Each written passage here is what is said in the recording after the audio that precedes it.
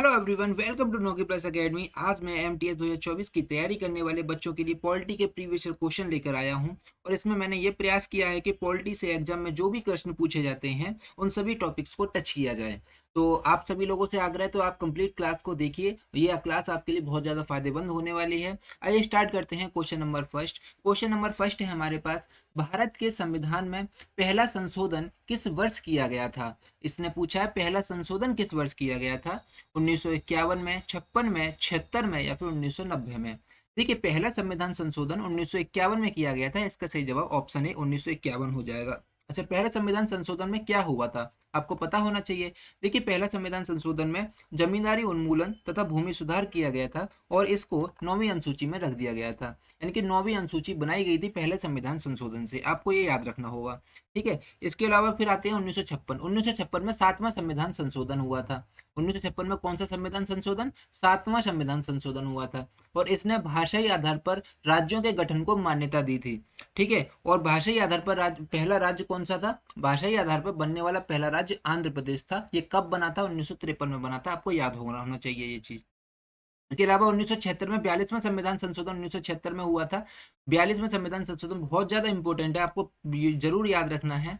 सरदार स्वर्ण सिंह समिति की सिफारिश पर 10 मौलिक कर्तव्य जोड़े गए थे 42वें संविधान संशोधन से। इसके अलावा प्रस्तावना में 3 नए शब्द जोड़े गए थे। तो प्रस्तावना में 3 नए शब्द कौन कौन से जोड़े गए थे? समाजवादी, पंथनिरपेक्ष और एकता और अखंडता, ये जोड़े गए थे। आपको ये याद होना चाहिए। इसके अलावा मैं बात करूंगा 65वें संविधान संशोधन 1990 में हुआ था। 1990 में कौन सा संविधान संशोधन हुआ था? 65वां। और इस संविधान संशोधन से एससी आयोग का गठन किया गया था। उम्मीद करता हूं समझ आया होगा। आगे चलते हैं अगले प्रश्न की तरफ। अगला प्रश्न है हमारे पास, निम्नलिखित में से कौन सा अनुच्छेद वित्त आयोग के बारे में बताता है? अनुच्छेद 280 बताता है, 368 बताता है, 154 या फिर 143। देखिए, वित्त आयोग के बारे में आर्टिकल 280 बताता है। इसका सही जवाब ऑप्शन ए आर्टिकल 280 हो जाएगा। ठीक है, ये याद रखेंगे आप इसे। आर्टिकल 368 में संवैधानिक संशोधन है। आर्टिकल 368 में क्या है? संविधान संशोधन। और इसको संविधान संशोधन की प्रक्रिया कहां से ली गई है? दक्षिण अफ्रीका के संविधान से ली गई है, आपको याद होना चाहिए। इसके अलावा मैं बात करूंगा आर्टिकल 154 की। आर्टिकल 154 में कहा गया है कि राज्यपाल कार्यपालिका का औपचारिक प्रधान होता है। आर्टिकल 154 में क्या कहा है? राज्यपाल कार्यपालिका का औपचारिक प्रधान होता है। मैंने कल वाली क्लास में आपको बताया था, राज्यपाल से संबंधित सारे आर्टिकल बताए थे। आप जाकर उस क्लास को देख सकते हैं। इसके अलावा आर्टिकल 143, आर्टिकल 143 कहता है सुप्रीम कोर्ट राष्ट्रपति को सलाहकार राय देने का प्रावधान है आर्टिकल 143 में। यानी कि सुप्रीम कोर्ट राष्ट्रपति को सलाह दे सकता है, ये आर्टिकल 143 में कहा गया है। नेक्स्ट क्वेश्चन की तरफ चलते हैं। अगला प्रश्न है हमारे पास, भारत के संविधान में से निम्नलिखित में से कौन सा अनुच्छेद समान नागरिक संहिता से संबंधित है? काफी अधिक इंपोर्टेंट क्वेश्चन है, काफी बार पूछा गया भैया, समान नागरिक संहिता से कौन सा आर्टिकल संबंधित है? आर्टिकल 44, 45, 49 या फिर 43। देखिए, आर्टिकल 44 में कहा गया समान नागरिक संहिता। आर्टिकल 44 में क्या कहा गया? समान नागरिक संहिता। बात करेंगे हम आर्टिकल 45 में। देखिए, आर्टिकल 45 में क्या कहा गया है? देखिए, सारे के सारे आर्टिकल है ना, ये सब नीति निर्देशक तत्व हैं। क्या है? ये सब नीति निर्देशक तत्व हैं। और नीति निर्देशक तत्व को कहाँ से लिया गया? आयरलैंड के संविधान से लिया गया है। बात करूंगा मैं आर्टिकल 45 की। देखिए, आर्टिकल 45 में कहा गया है कि 6 वर्ष से कम उम्र के बच्चों के स्वास्थ्य का ध्यान रखना सरकार का कर्तव्य होगा। ये आर्टिकल 45 के अंतर्गत है। मैं बात करूंगा आर्टिकल 49 में क्या कहा गया है। इसमें कहा गया है कि राष्ट्रीय स्मारकों की रक्षा करना सरकार का कर्तव्य होगा। ये आर्टिकल 49 में है। इसके अलावा आर्टिकल 43 में कहा गया है कामगारों को निर्वाह योग्य मजदूरी मिलेगी। कामगारों को निर्वाह योग्य मजदूरी मिलेगी, ये आर्टिकल 43 में कहा गया है। ठीक है, आप इसे याद रखेंगे। आइए चलते हैं अगले प्रश्न की तरफ। अगला प्रश्न है हमारे पास, राज्यसभा के कितने सदस्य राष्ट्रपति द्वारा मनोनीत किए जाते हैं? देखिए, राज्यसभा के 12 सदस्य राष्ट्रपति के द्वारा मनोनीत किए जाते हैं। कितने सदस्य? 12 सदस्य, आपको पता होना चाहिए। बात करेंगे राज्यसभा के बारे में। देखिए, राज्यसभा का उल्लेख जो है हमारे संविधान के आर्टिकल 80 में है। देखिए, लोकसभा का उल्लेख 81 में और संसद का उल्लेख 79 यानी कि 79 में है। ठीक है, राज्यसभा का उल्लेख किसमें? आर्टिकल 80 में है। और राज्यसभा एक स्थायी सदन होता है, यानी कि ये कभी विघटित नहीं होता है, ये एक स्थायी सदन होता है। इसका कार्यकाल 6 वर्ष का, यानी कि इसके सदस्यों का कार्यकाल 6 वर्ष का होता है। राज्यसभा के सदस्यों का कार्यकाल कितने वर्ष का होता है? 6 वर्ष का होता है। और प्रत्येक 2 वर्ष के बाद राज्यसभा से 1/3 सदस्य सेवा मुक्त हो जाते हैं। ठीक है, याद रखेंगे आप इसे। आइए चलते हैं अगले प्रश्न की तरफ। अगला प्रश्न है हमारे पास, राज्यसभा के सदस्यों का कार्यकाल कितना होता है? तो राज्यसभा के सदस्यों का कार्यकाल 6 वर्ष का होता है। आपको पता होना चाहिए। ऑप्शन बी इसका सही जवाब हो जाएगा। आइए चलते हैं अगले प्रश्न की तरफ। प्रश्न है हमारे पास, भारत के मुख्य न्यायाधीश की नियुक्ति कौन करता है? भारत के मुख्य न्यायाधीश की नियुक्ति कौन करता है? राष्ट्रपति, उपाध्यक्ष, लोकसभा अध्यक्ष, प्रधानमंत्री। देखिए भारत के मुख्य न्यायाधीश की नियुक्ति राष्ट्रपति करते हैं। ठीक है, याद रखेंगे। ऑप्शन ए इसका सही जवाब हो जाएगा। अगला प्रश्न है हमारे पास, भारत के संविधान के निम्नलिखित में से कौन सा अनुच्छेद राष्ट्रपति के चुनाव के तरीके से संबंधित है? तो इसमें से कौन सा आर्टिकल राष्ट्रपति के चुनाव के तरीके से संबंधित है? तो राष्ट्रपति के चुनाव के तरीके से कौन सा संबंधित है? आर्टिकल 55 संबंधित है। इसका सही जवाब ऑप्शन ए आर्टिकल 55 हो जाएगा। देखिए हमने भारत के राष्ट्रपति के बारे में सारे आर्टिकल के बारे में आपको बताया है। मैं एक बार फिर से यहाँ पे आपको बता देता हूँ भारत के राष्ट्रपति के बारे में सारे आर्टिकल। देखिए भारत के राष्ट्रपति का लोग हमारे संविधान के भाग 5 में है, अनुच्छेद 52 से लेकर 61 तक इनका लगातार उल्लेख किया गया है। इनकी ट्रिक भी हमने बताई है आपको, पकाने कोका द्वयोदशम इसकी ट्रिक है। प से मतलब होता है राष्ट्रपति का पद। आर्टिकल 52 में राष्ट्रपति का पद है, इसका प्रत्येक अक्षर एक आर्टिकल को शो करेगा। देखिए आर्टिकल 53 का मतलब का मतलब होता है कि राष्ट्रपति कार्यपालिका का औपचारिक प्रधान होता है। ठीक है, अच्छा इसके अलावा नी का मतलब निर्वाचन, यानी कि राष्ट्रपति का निर्वाचन एकल संक्रमणीय मत पद्धति के द्वारा अप्रत्यक्ष रूप से गुप्त मतदान के द्वारा राष्ट्रपति का निर्वाचन होता है। को का मतलब होता है निश्चित कोटा। को का मतलब होता है निश्चित कोटा, यानी कि जब राष्ट्रपति खड़े होते हैं चुनाव पर तो उनको कम से कम इतना वोट तो मिलना ही चाहिए, इतना निश्चित कोटा तो मिलना ही चाहिए, तब उनके वोटों की गिनती की जाएगी। अदरवाइज उनके वोटों की गिनती नहीं होगी। कितना? कुल वोट अपन कुल प्रत्याशी +1 और +1, तो इतना तो वोट होना चाहिए ही चाहिए। इसके अलावा आर्टिकल 56 का मतलब का मतलब होता है कार्यकाल। इनका कार्यकाल कितना होता है? 5 साल का इनका कार्यकाल होता है। आर्टिकल 57 कहता है कि राष्ट्रपति दोबारा निर्वाचित हो सकते हैं। राष्ट्रपति दोबारा निर्वाचित हो सकते हैं। अब तक केवल डॉक्टर राजेंद्र प्रसाद ही हैं जो कि दोबारा निर्वाचित हुए हैं, इसके अलावा कोई भी राष्ट्रपति दोबारा निर्वाचित नहीं हुए हैं। ठीक है, ये याद रखेंगे।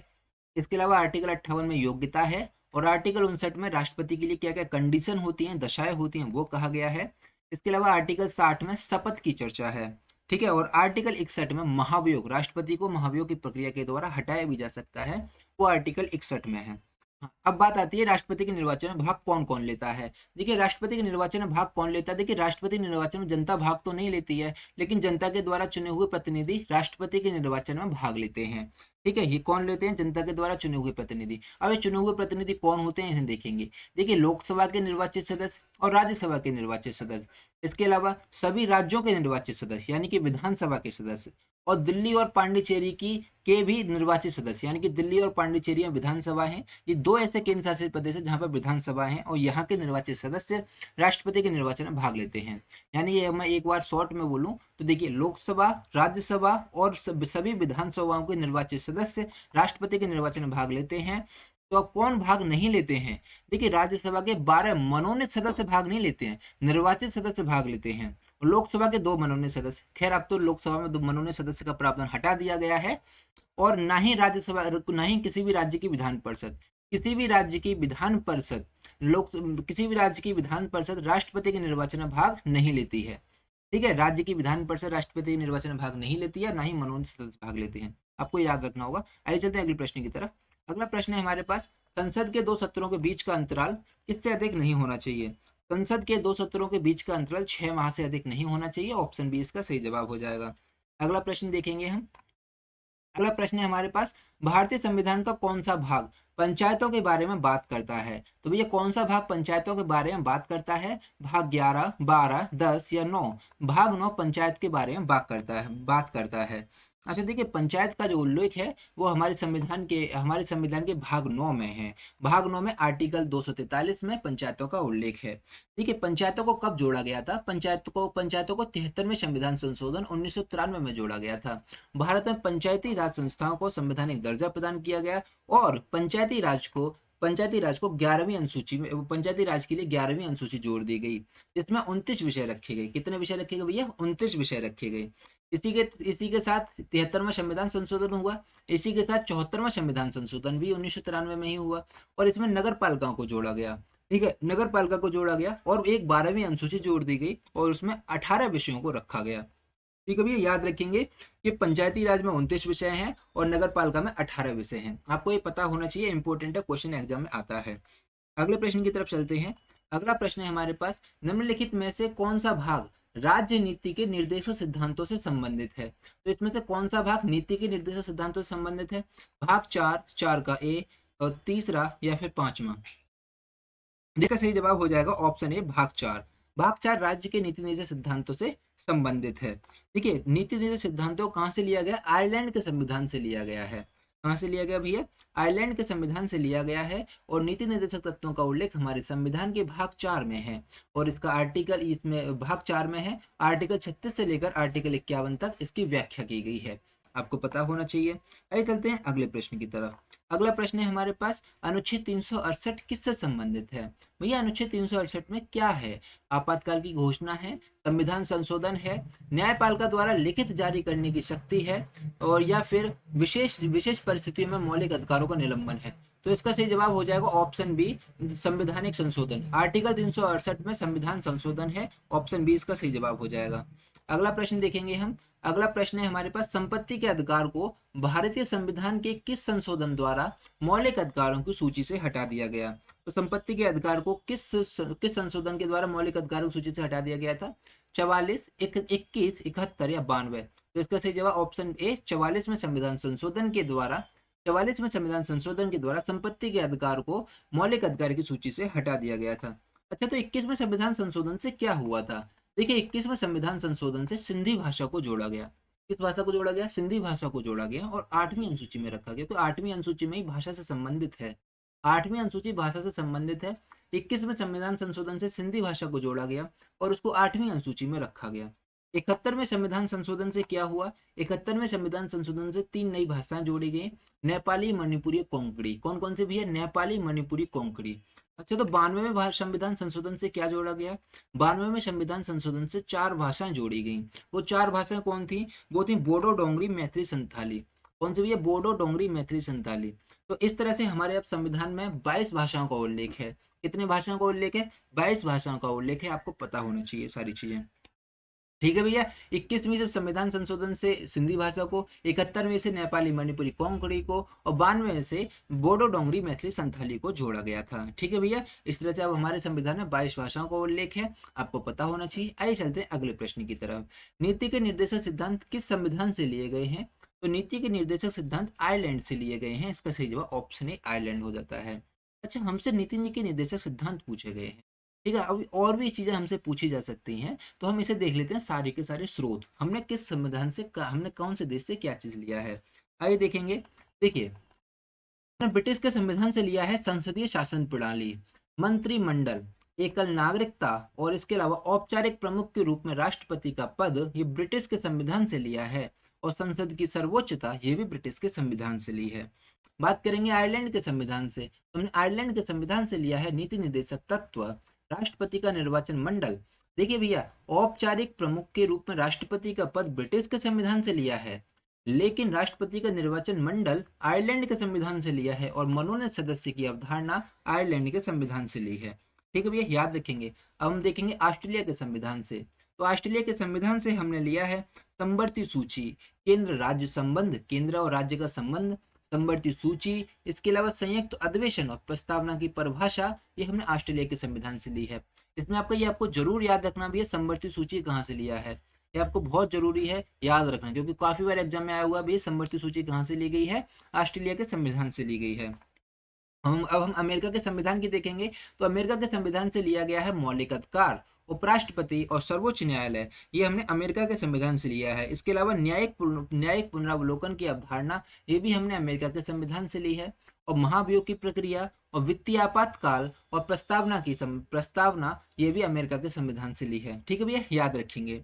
अब हम देखेंगे दक्षिण अफ्रीका से लिया संविधान संशोधन की प्रक्रिया, दक्षिण अफ्रीका से ली है। सोवियत संघ यानी कि रूस के संविधान से हमने लिया है मौलिक कर्तव्य और पंचवर्षीय योजना, ये रूस के संविधान से ली है। क्या क्या चीज भैया? मौलिक कर्तव्य और पंचवर्षीय योजना को रूस के संविधान से लिया है, आपको याद रखना होगा। बात करेंगे कनाडा के संविधान से। कनाडा से लिया है हमने जीएसटी, राज्यपाल का पद और अवशिष्ट सूची को हमने कनाडा के संविधान से लिया है। आपको याद रखनी है, सारी चीजें इंपॉर्टेंट हैं। ठीक है, आइए चलते हैं अगले प्रश्न की तरफ। अगला प्रश्न है हमारे पास, भारत के संविधान में पंचवर्षीय योजनाओं की अवधारणा कहाँ से ली गई है? ये भारत के संविधान में पंचवर्षीय योजना की अवधारणा कहाँ से ली गई है? अमेरिका से, इंग्लैंड से, रूस से, स्पेन से। अभी अभी तो हमने देखा है कि ये रूस के संविधान से ली गई है पंचवर्षीय योजना की अवधारणा। अच्छा, रूस से और क्या लिया गया है? रूस से मौलिक कर्तव्यों को और पंचवर्षीय योजना की अवधारणा को हमने रूस से लिया है। अच्छा, हम पंचवर्षीय योजना के बारे में थोड़ी सी बेसिक जानकारी लेते हैं। देखिए, पंचवर्षीय योजना को हमने कहाँ से लिया है? सोवियत संघ या रूस के संविधान से लिया है। पंचवर्षीय योजना बनाने के लिए योजना आयोग का गठन किया गया था। कब? 15 मार्च 1950 को पंचवर्षीय योजना बनाने के लिए योजना आयोग का गठन किया गया था। और योजना आयोग को ही सुपर कैबिनेट कहते हैं। इंपॉर्टेंट लाइन है, आप इसे मार्क करेंगे भैया कि योजना आयोग को सुपर कैबिनेट भी कहते हैं। अब तक हमारे भारत में कितनी पंचवर्षीय योजना बनी है? 12 पंचवर्षीय योजना बनी है। कितनी? 12 पंचवर्षीय योजना बनी है। पहली पंचवर्षीय योजना कौन सी थी? पहली पंचवर्षीय योजना 1951 से लेकर 1956 तक रही थी पहली पंचवर्षीय योजना।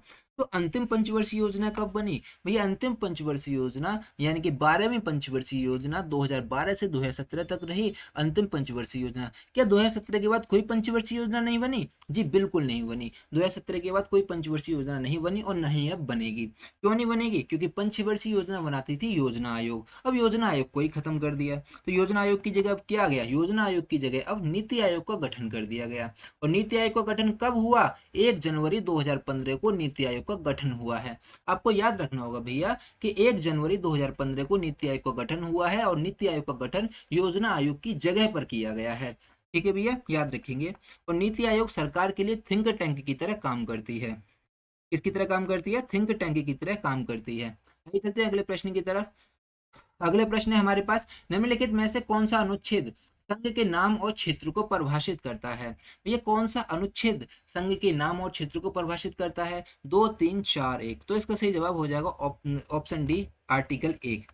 आइए चलेंगे अगले प्रश्न की तरफ। अगला प्रश्न है हमारे पास, निम्नलिखित में से कौन सा अनुच्छेद सभी नागरिकों के लिए समान न्याय और मुफ्त कानूनी सहायता को बढ़ावा देता है? ये मुफ्त कानूनी सहायता कौन सा आर्टिकल देता है? आर्टिकल 39A, 40, 43 है या फिर 48 है? तो इसका सही जवाब ऑप्शन ए 39A इसका सही जवाब हो जाएगा। अच्छा, आर्टिकल 40 में क्या है? आर्टिकल 40 में ग्राम पंचायतों का संगठन है। आर्टिकल 40 में क्या है? ग्राम पंचायतों का संगठन है। तो 43A में क्या है? आर्टिकल 43A में है उद्योगों के प्रबंधन में कामगारों की भागीदारी। ये आर्टिकल 43 के ए में है। ठीक है भैया, 43 का ए है, यहाँ पे हमने लिखना भूल गए हैं। उद्योग के प्रबंधन में कामगारों की भागीदारी आर्टिकल 43 के ए में है। अच्छा, तो आर्टिकल 43 में क्या है? आर्टिकल 43 में है योग मजदूरी, कामगारों को निर्वाह योग मजदूरी दी जाएगी। ये आर्टिकल 43 में है। ठीक है भैया, याद रखेंगे। ये इसका मैं जब आपको पीडीएफ दूंगा तो इसका बिल्कुल ठीक कर दूंगा। अब बात करेंगे आर्टिकल 48 का। 48 के काम में है पर्यावरण का संरक्षण और वन्य तथा वन्य जीवों की रक्षा करना, ये सरकार का कर्तव्य होगा। ये आर्टिकल 48 का ए में है। ठीक भैया, याद रखेंगे। आइए चलते हैं अगले प्रश्न की तरफ। अगला प्रश्न है हमारे पास, निम्नलिखित में से कौन सा अनुच्छेद अंतरराष्ट्रीय शांति और सुरक्षा को बढ़ावा देने के विषय में प्रावधान करता है? तो इसमें से कौन सा आर्टिकल अंतरराष्ट्रीय शांति और सुरक्षा को बढ़ावा देने के विषय में प्रावधान करता है? 51, 48, 49 या 46? तो इसका सही जवाब ऑप्शन ए हो जाएगा, आर्टिकल 51। कौन सा भैया? आर्टिकल 51।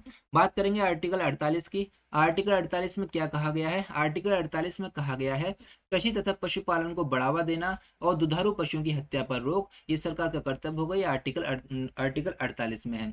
देखिए, अब बात करेंगे आर्टिकल 49 की। आर्टिकल 49 में राष्ट्रीय स्मारकों की रक्षा करना सरकार का कर्तव्य होगा। ये आर्टिकल 49 में है। इसके अलावा आर्टिकल 46 में SC ST OBC के लिए आरक्षण की सुविधा आर्टिकल 46 में है। देखिए, ये सारे के सारे नीति निर्देशक तत्व हैं। ठीक है, नीति निर्देशक तत्वों को सरकार न्यायालय के द्वारा लागू नहीं कराया जा सकता है। ये सरकार अपनी मर्जी से लागू करेगी, आपको पता होना चाहिए। ठीक है, सरकार अपनी मर्जी से लागू करेगी। जब सरकार को आवश्यक होगा तो सरकार लागू कर देगी। ठीक है, याद रखेंगे आप इसे। आइए चलते हैं अगले प्रश्न की तरफ। अगला प्रश्न है हमारे पास, विधान परिषद में सदस्यों की अधिकतम संख्या कितनी हो सकती है? तो विधान परिषद में सदस्यों की अधिकतम संख्या कितनी हो सकती है? 500 हो सकती है। कितनी हो सकती है? 500 हो सकती है। विधानसभा में अधिकतम संख्या, विधानसभा में सदस्यों की अधिकतम संख्या 500 हो सकती है। अगला प्रश्न की तरफ देखेंगे। अगला प्रश्न है हमारे पास, भारतीय संविधान का कौन सा अनुच्छेद राष्ट्रपति को क्षमा करने की शक्ति देता है? तो भारतीय संविधान का कौन सा आर्टिकल राष्ट्रपति को क्षमा करने की शक्ति देता है? 61, 72, 80 या 81? तो इसका सही जवाब ऑप्शन ऑप्शन बी आर्टिकल 72 हो जाएगा। आर्टिकल 72 यानी कि आर्टिकल 72 राष्ट्रपति को क्षमा करने की शक्ति देता है। आर्टिकल 61 में क्या है? महाभियोग है। आर्टिकल 61 में क्या है? राष्ट्रपति और महाभियोग है, ये हमने अभी बताया है आपको। अच्छा, आर्टिकल 80 में क्या है? राज्यसभा का चर्चा है। आर्टिकल 81 में लोकसभा की चर्चा है। अगले प्रश्न की तरफ चलते हैं। अगला प्रश्न है हमारे पास, भारत में राष्ट्रीय आपातकाल कितनी बार लागू हो चुका है? कितनी बार घोषित हो चुका है? तो ये भारत में राष्ट्रीय आपातकाल कितनी बार घोषित किया गया है? 2 बार, 3 बार, 4 बार, 5 बार। देखिए, भारत में राष्ट्रीय आपातकाल 3 बार घोषित हो किया गया है। कितने बार? 3 बार। ऑप्शन बी इसका सही जवाब हो जाएगा। अच्छा, कौन कौन सा? आपको पता होना चाहिए कब कब घोषित किया गया था। 1962 में जब चीन युद्ध हुआ था तब राष्ट्रीय आपातकाल की घोषणा की गई थी। 1971 में जब पाकिस्तान से युद्ध हुआ तब राष्ट्रीय आपातकाल की घोषणा की गई थी। 1975 में आंतरिक अशांति के मामले पर राष्ट्रीय आपातकाल की घोषणा की गई थी। अगले प्रश्न की तरफ देखेंगे। अगला प्रश्न है हमारे पास, 1989 में निम्नलिखित में से किस संविधान संशोधन के तहत मतदान की आयु 21 वर्ष से घटाकर 18 वर्ष कर दी गई थी? तो ये 21 वर्ष से घटाकर 18 वर्ष किस संविधान संशोधन के तहत की गई थी? तो आपको पता करना है। देखिए, ऑप्शन है ऐसा 101वां संविधान संशोधन, 61वां, 65वां या 89वां। तो इसका सही जवाब हो जाएगा ऑप्शन बी 61वां संविधान संशोधन के तहत मतदान की आयु 21 वर्ष से घटाकर 18 वर्ष कर दी गई थी। अब बात करेंगे 101 में संविधान संशोधन। 101 में संविधान संशोधन से जीएसटी को लेकर आया गया था। अच्छा, जीएसटी को कहां से लेकर आया गया था? आप हमें बताएंगे। देखिए, जीएसटी को कनाडा के संविधान से लेकर आया गया था। इसके अलावा 65 में संविधान संशोधन से एससी आयोग का गठन किया गया था। इसके अलावा हम बात करेंगे 89 में संविधान संशोधन की। 89 में संविधान संशोधन से एसटी आयोग का गठन किया गया था। ठीक है भैया, आप इसे याद रखेंगे। आइए चलते हैं अगले प्रश्न की तरफ। अगला प्रश्न है हमारे पास, किस अनुच्छेद के तहत संसद संविधान में संशोधन कर सकती है? किस अनुच्छेद के तहत संसद संविधान में संशोधन कर सकती है? आर्टिकल 368, 352, 356 या फिर 360। देखिए, संविधान में संशोधन कर सकती है आर्टिकल 368 के तहत। ऑप्शन ए इसका सही जवाब हो जाएगा। देखिए, 352, 356 और 360 ये सारे के सारे आपातकाल से संबंधित आर्टिकल हैं। देखिए, 352 में है राष्ट्रीय आपातकाल। 352 में कौन सा आपातकाल है? राष्ट्रीय आपातकाल। इसके अलावा 356 में राजकीय आपातकाल है, जिसको हम राष्ट्रपति शासन के नाम से भी जानते हैं। ठीक है, इसके अलावा हम बात करेंगे 360 की। 360 में वित्तीय आपातकाल की चर्चा है। तो हमारे भारत में इन 3 प्रकार के आपातकाल घोषित किए जाते हैं। ठीक है, 3 प्रकार के आपातकाल को ही घोषित किया जाता है। अच्छा, आपातकाल की घोषणा हमारे संविधान के किस भाग में है? भाग 18 में है। अनुच्छेद 352 से लेकर 360 तक आपातकाल की चर्चा है। और हमारे भारत में कितने प्रकार के आपातकाल लागू किए जाते हैं? 3 प्रकार के आपातकाल लागू किए जाते हैं। एक राष्ट्रीय आपातकाल, राजकीय आपातकाल और वित्तीय आपातकाल। राष्ट्रीय आपातकाल को अब तक 3 बार लागू किया जा चुका है। राजकीय आपातकाल भी कई बार आ चुका है, लेकिन वित्तीय आपातकाल को अभी तक एक भी बार लागू नहीं किया गया है। एक भी बार वित्तीय आपातकाल की घोषणा नहीं हुई है। आप इसे याद रखेंगे। ठीक है, हमारे भारत में 3 तरह के आपातकाल लगाए जाते हैं। अगले प्रश्न है हमारे पास, कैबिनेट मिशन योजना कब किस वर्ष में स्थापित की गई थी? देखिए, कैबिनेट मिशन योजना किस वर्ष में स्थापित की गई थी? कैबिनेट मिशन योजना 1946 में स्थापित की गई थी। ठीक है, याद रखेंगे इसे। कैबिनेट मिशन योजना कब स्थापित की गई थी? 1946 में स्थापित की गई थी, और इसी ने संविधान सभा बनाने में अहम भूमिका निभाई थी। ठीक है भैया, आगे चलते हैं अगले प्रश्न की तरफ। अगला प्रश्न है हमारे पास, संविधान के किस अनुच्छेद में भारत के नियंत्रक और महालेखा परीक्षक, यानी कि नियंत्रक और महालेखा परीक्षक का मतलब होता है सीएजी, ठीक है, के कर्तव्यों का वर्णन है? तो भैया, भारत के किस अनुच्छेद में भारत के सीएजी के कर्तव्यों का वर्णन है? आर्टिकल 149 में, 132 में, 137 में या फिर 124 में? तो इसका सही जवाब हो जाएगा आर्टिकल 149। ऑप्शन ए इसका सही जवाब हो जाएगा। और 149 में सीएजी के कर्तव्यों का वर्णन है। बात करेंगे आर्टिकल 132 की। तो आर्टिकल 132 में हाई कोर्ट से सुप्रीम कोर्ट से अपील कर सकते हैं। आर्टिकल 132 में कहा गया है। आर्टिकल 132 में कहा गया कि अगर आप हाई कोर्ट के निर्णय से संतुष्ट नहीं हैं तो आप सुप्रीम कोर्ट में अपील कर सकते हैं। इसके अलावा आर्टिकल 137 में न्यायिक पुनर्वलोकन की चर्चा है। ठीक है, इसके अलावा आर्टिकल 124 में है सुप्रीम कोर्ट के गठन की चर्चा। सुप्रीम कोर्ट के गठन की चर्चा आर्टिकल 124 में है, आपको याद रखना होगा। आइए चलेंगे अगले प्रश्न देखते हैं। अगला प्रश्न है हमारे पास, लोकसभा के सदस्य के रूप में चुने जाने की न्यूनतम आयु कितनी वर्ष है? तो लोकसभा के सदस्य के रूप में कितनी आयु होनी चाहिए? 25 वर्ष। न्यूनतम आयु कितनी होनी चाहिए? कम से कम 25 वर्ष होनी चाहिए। इसका सही जवाब ऑप्शन है 25 वर्ष होता है। देखिए, आयु से रिलेटेड क्वेश्चन एग्जाम में आ ही जाता है, आपको पता होना चाहिए। देखिए, लोकसभा से रिलेटेड कितनी आयु होनी चाहिए? अगर लोकसभा में आप खड़ा होना चाहते हैं तो आपको न्यूनतम आयु 25 वर्ष होनी चाहिए। इसी तरह से देखेंगे, देखिए लोकसभा के समकक्ष अगर राज्य में देखते हैं तो विधानसभा होती है। विधानसभा के लिए 25 वर्ष होनी चाहिए और लोकसभा के लिए भी 25 वर्ष होनी चाहिए। इसी तरह से अगर राज्यसभा में देखेंगे तो राज्यसभा के लिए 30 वर्ष न्यूनतम आयु होनी चाहिए। और अगर हम राज्यसभा के समकक्ष देखते हैं राज्य के अंदर, तो विधान परिषद होता है, तो विधान परिषद में 30 वर्ष, विधान परिषद के लिए भी न्यूनतम आयु 30 वर्ष होनी चाहिए। बात करेंगे राष्ट्रपति या उपराष्ट्रपति, राष्ट्रपति या उपराष्ट्रपति के लिए न्यूनतम आयु 35 वर्ष होनी चाहिए। और इसी तरह से राज्यपाल के लिए न्यूनतम आयु 35 वर्ष होनी चाहिए। देखिए ये हमारा पूरा केंद्र का चलता है और ये हमारा पूरा राज्य का चलता है। देखिए केंद्र में लोकसभा होती है और उसी के समकक्ष देखेंगे तो राज्य में विधानसभा होती है। अगर केंद्र में राज्यसभा होती है तो उसी के समकक्ष देखेंगे तो राज्य में विधान परिषद होती है। और केंद्र पर अगर देखेंगे तो हमारे भारत का राष्ट्रपति होते हैं, उसी तरह से देखेंगे तो हमारे राज्य में राज्यपाल होता है। राज्यपाल भी कार्यपालिका का औपचारिक प्रधान होता है और राष्ट्रपति भी कार्यपालिका का औपचारिक प्रधान होता है। तो आपको याद रखना होगा, लोकसभा के लिए 25, राज्यसभा के लिए 30 और राष्ट्रपति के लिए 35। इसी तरह से विधानसभा के लिए 25, विधान परिषद के लिए 30 और राज्यपाल के लिए 35। आइए चलेंगे अगले प्रश्न की तरफ। अगला, संविधान के किस अनुच्छेद में प्रत्येक राज्य में एक उच्च न्यायालय की स्थापना का उल्लेख है? तो संविधान के किस अनुच्छेद में प्रत्येक राज्य में एक उच्च न्यायालय की स्थापना का उल्लेख है? तो वो है आर्टिकल 214 में। ऑप्शन ए इसका सही जवाब हो जाएगा। आर्टिकल 213 में राज्यपाल का अध्यादेश है।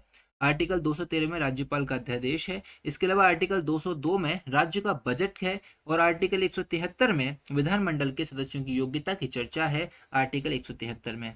आइए देखेंगे अगला प्रश्न। अगला प्रश्न है हमारे पास, भारतीय संविधान में कितनी अनुसूचियां हैं? अगर वर्तमान में भारतीय संविधान में कितनी अनुसूचियां हैं? 12 अनुसूचियां हैं। ये कितनी है भैया? 12 अनुसूचियां हो गई हैं। ठीक है, याद रखेंगे आप इसे। अगला प्रश्न देखेंगे। अगला प्रश्न है हमारे पास, भारतीय संविधान का कौन सा अनुच्छेद अस्पृश्यता उन्मूलन का गठन करता है? अनुच्छेद 15, अनुच्छेद 19, अनुच्छेद 17 या फिर अनुच्छेद 20? तो इसका सही जवाब अनुच्छेद 17 इसका सही जवाब, ऑप्शन सी इसका सही जवाब हो जाएगा। अब हम आपको बताएंगे आर्टिकल 15 के बारे में, 19 के बारे में, 20 के बारे में। आर्टिकल 15 के बारे में, आर्टिकल 15 में क्या कहा गया है? आर्टिकल 15 में कहता है कि धर्म, जाति, लिंग और जन्म स्थान के आधार पर कोई भी भेदभाव नहीं किया जाएगा। ये आर्टिकल 15 में है। बात करेंगे आर्टिकल 19 में। देखिए आर्टिकल 19 में 6 प्रकार की स्वतंत्रताएं हैं। पहली स्वतंत्रता है कि आपको अभिव्यक्ति की स्वतंत्रता है, बोलने की स्वतंत्रता है, झंडा लहराने की स्वतंत्रता है। इसके अलावा दूसरी स्वतंत्रता दी गई है आर्टिकल 19 में, आप बिना हथियार सभा करने की स्वतंत्रता है आपको। इसके अलावा आप कोई भी संगठन भी बना सकते हैं, ये भी स्वतंत्रता देता है आर्टिकल 19। इसके अलावा हम कहेंगे 19 के चौथे भाग में कि बिना रोक टोक चारों ओर घूमने की स्वतंत्रता है। और पांचवी स्वतंत्रता देता है कि आप बिना रोक टोक घूम तो सकते ही हैं। इसके अलावा पांचवें में कहा गया है कि आप भारत में कहीं भी बस भी सकते हैं, आप भारत में कहीं भी बसने की स्वतंत्रता है। ये आर्टिकल 19 देता है आपको। और आर्टिकल 19 का छठा भाग कहता है कि आपको कोई भी व्यवसाय करने की स्वतंत्रता है, याद रखेंगे। इसके अलावा आर्टिकल 20 में अपराध के लिए दोष सिद्धि के संबंध में संरक्षण प्रदान करता है आर्टिकल 20। इसमें भी 3 प्रकार की स्वतंत्रता, जैसे इसमें कहा गया कि भैया आपको एक गलती की एक सजा मिलेगी, सजा उसी समय के कानून के अनुसार मिलेगी जिस समय आपने अपराध किया है, और सजा के बाद भी कैदी को संरक्षण दिया जाएगा। ये सब आर्टिकल 20 में कहा गया है।